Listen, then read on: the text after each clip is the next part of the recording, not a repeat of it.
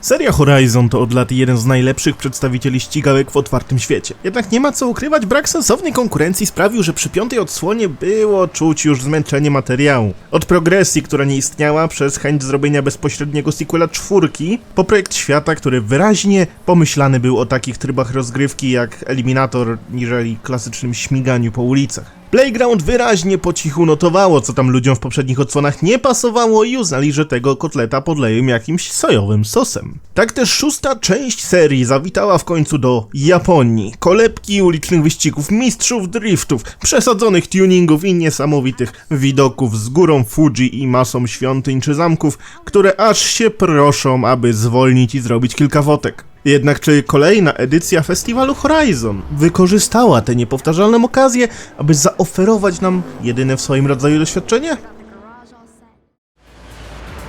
Jeśli graliście kiedykolwiek w jakiegokolwiek Horizona, to niewiele nowego w kwestii rozgrywki tu zobaczycie. Gra rozpoczyna się klasycznym pokazem tego, co nas czeka, a następnie poznajemy swoją postać.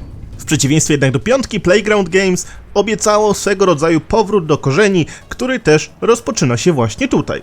Tak samo jak w pierwszych częściach nie jesteśmy jakąś super gwiazdą, tylko szaraczkiem, który w tym wypadku przyjechał pozwiedzać i przy okazji obczaić kolejną edycję festiwalu. Dostajemy samochód, a w sumie to nawet 3, znowu.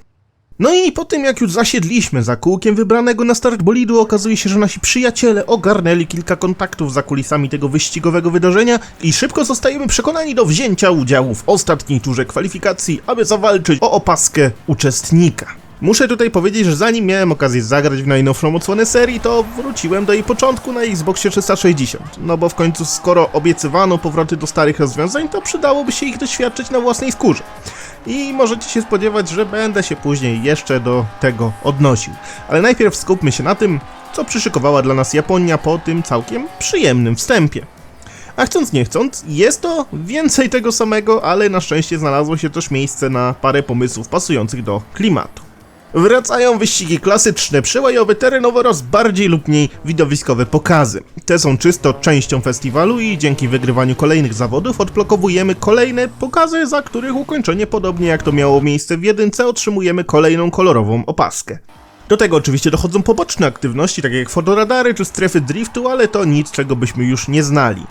Nowością jednak jest pewne oddzielenie bardziej fabularyzowanej strony festiwalu od samego festiwalu.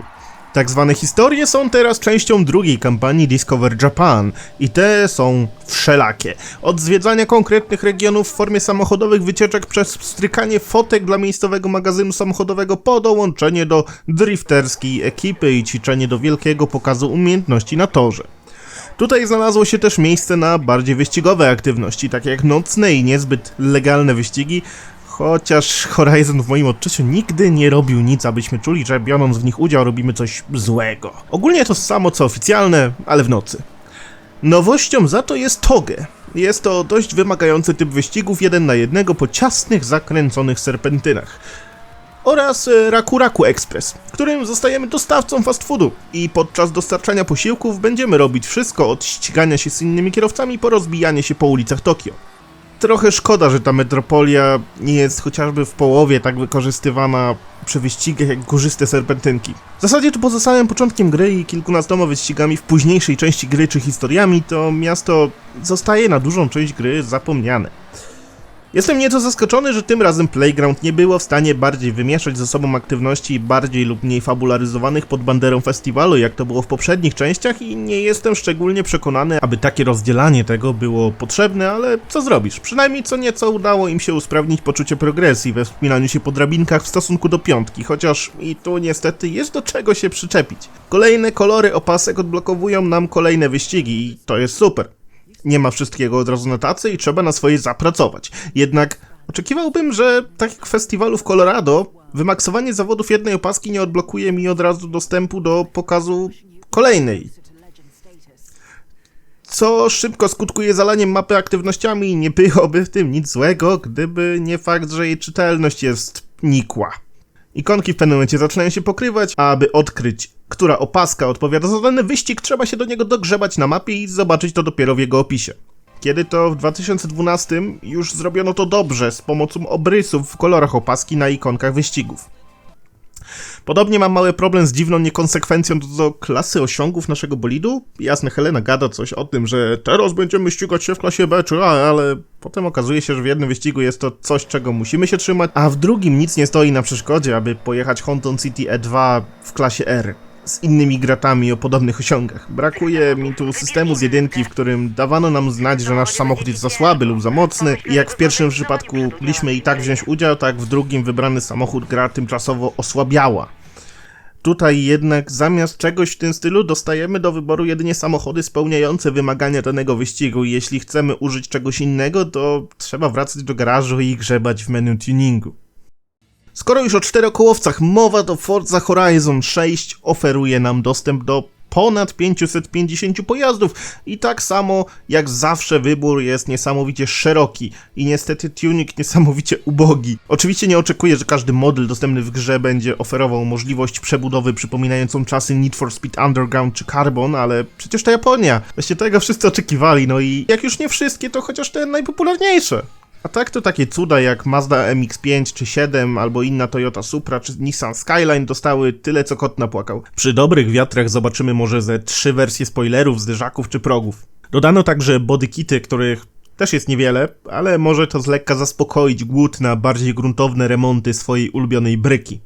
W szczegóły ulepszenia silnika i innych wewnętrznych elementów wchodzić nie będę, bo znam się na tym tak samo dobrze jak na fizyce kwantowej i jedyne na co zwracam uwagę to na to, że numerki robią brr.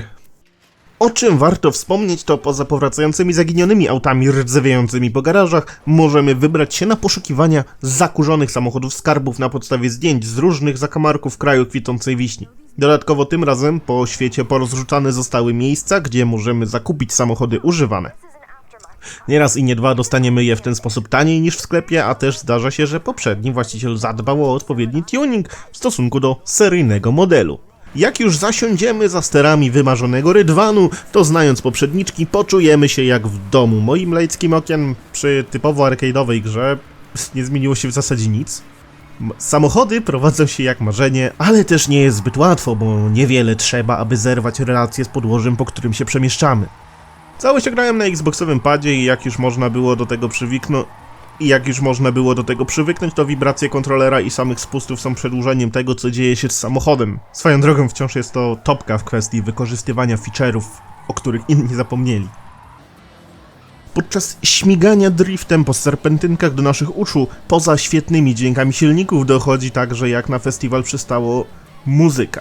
Do wyboru mamy powracające Pulse, gdzie usłyszymy całe spektrum muzyki pop, Bass Arena, na którym kuruje muzyka elektroniczna, Block Party z rapem i podobnymi, XS dostarczające mocniejsze rockowe brzmienia, Wave pozwoli doświadczyć synthwave'u, a Hospital Records zaoferuje Drum and Bass. Do tego wszystkiego dostaliśmy 3 nowe stacje: Sub Pop Records z muzyką alternatywną, Opus z klasyką oraz dla mnie najważniejsze Gacha City Radio, na którym usłyszymy hity japońskiej sceny muzycznej z gatunku J-pop czy J-rock. Sam najwięcej czasu spędziłem słuchając Horizon XS oraz Gacha City Radio. No i nie ukrywam, że utwory Baby Metal, Ado, Yoasobi czy Creepy Nuts i Kana Boom były głównym tego powodem i nie obraziłbym się, jakby było ich trochę więcej.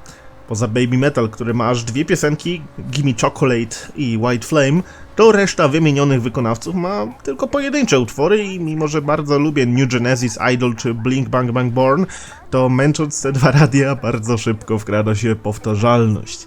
Oczywiście te same utwory, tak jak zawsze, usłyszymy podczas wyścigów oraz pokazów i dobór piosenek przy tych drugich naprawdę robi robotę.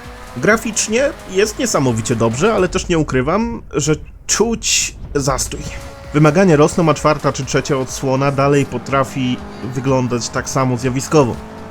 Nie jestem typem osoby, która przygląda się detalom z lupą. Astygmatyzm też pomaga w olewaniu drobnych zmian w rozdzielczości tekstur, dlatego też nie rozumiem, co tu się podziało z optymalizacją. I jasne, z Ryzenem 7900X, RTX-em 4070 Ti Super i 64 GB RAMu nie będę odczuwał tego tak bardzo, ale jednak można zauważyć, że w porównaniu do poprzedniczek działa to gorzej. Widzicie tutaj grę w 1440p i najwyższych ustawieniach bez DLSS-u czy RT, a i tak ma często problem, aby dobić do limitu mojego 100 Hz wyświetlacza. Włączając Ray Tracing na tej konfiguracji, także na najwyższym ustawieniu, tracimy jakieś 20 klatek. Ale za to odbicia niewiele różnią się od tego, czego doświadczymy w przypadku klasycznych, które, szczerze powiedziawszy, są na tyle dowalone, że ray tracing staje się fanaberią. Na trochę słabszych sprzętach, bez włączenia DLSS, nawet te 60 klatek może być dość ciężkie do osiągnięcia. Na szczęście przynajmniej błędy ciężko spotkać, chociaż kilka wizualnych może się trafić. Najbardziej w oczy rzuca się dym checkpointów podczas nocnych wyścigów. Wydaje się rozpikselowany, jakby użyto przy nim jakiejś masywnej kompresji, ale poza tym ciężko się do czegoś bardziej przyczepić. Forza Horizon 6 to jest w znacznej mierze to samo, co już znamy, ale w Japonii. Nie mogę jednak powiedzieć, że bawiłem się źle. Częściowy powrót do korzeni w postaci opasek, czy czasami pewnych ograniczeń, który naprawdę poprawił uczucie progresu w festiwalu w stosunku do piątki. Projekt mapy robi naprawdę dobry użytek z japońskiej scenerii i nie ma już mowy o tym, aby przejechać całą na przełaj, a wybór samochodów na pewno uszczęśliwi fanów japońskiej i nie tylko motoryzacji. Z drugiej strony monetyzacja. A tutaj pakiet VIP, a tam Carpass i inne karpaki, a tam wersja premium za 500 zł, która nawet nie daje tyle co dawniej. Przynajmniej dalej udostępnia późniejsze duże rozszerzenia. No i kończąc na FOMO, bo oczywiście playlisty festiwalowe znowu zawierać będą sobie auta, których nie dostaniemy ani w sklepie, ani u pobliskiego dealera używek i jeśli nie będziecie w stanie akurat pograć, to pozostajecie na łasce salonu aukcyjnego. Ale cóż, w każdej growej beczce miodu znajdzie się łyżka dziegciu. Tak więc Horizon 6 nie jest ani rewolucją, ani jakimś potężnym powrotem do korzeni, ale to wciąż naprawdę porządna gra. I jeśli jesteście fanami serii, to prawdopodobnie będzie pozycja obowiązkowa. Jeśli nigdy w Horizona nie graliście, a połączenie Japonii i samochodów to coś, co was pociąga, to uważam, że warto zaryzykować zanurkowanie w 6. odsłonę serii. A wy już graliście w nową Forzę? Pochwalcie się swoimi wrażeniami w komentarzach. Jeśli film się wam spodobał, to nie zapomnijcie zostawić po sobie suba i lajka, a także zajrzeć na naszego Discorda i socjalki, aby nie pominąć żadnych lamistych wieści. Do usłyszenia.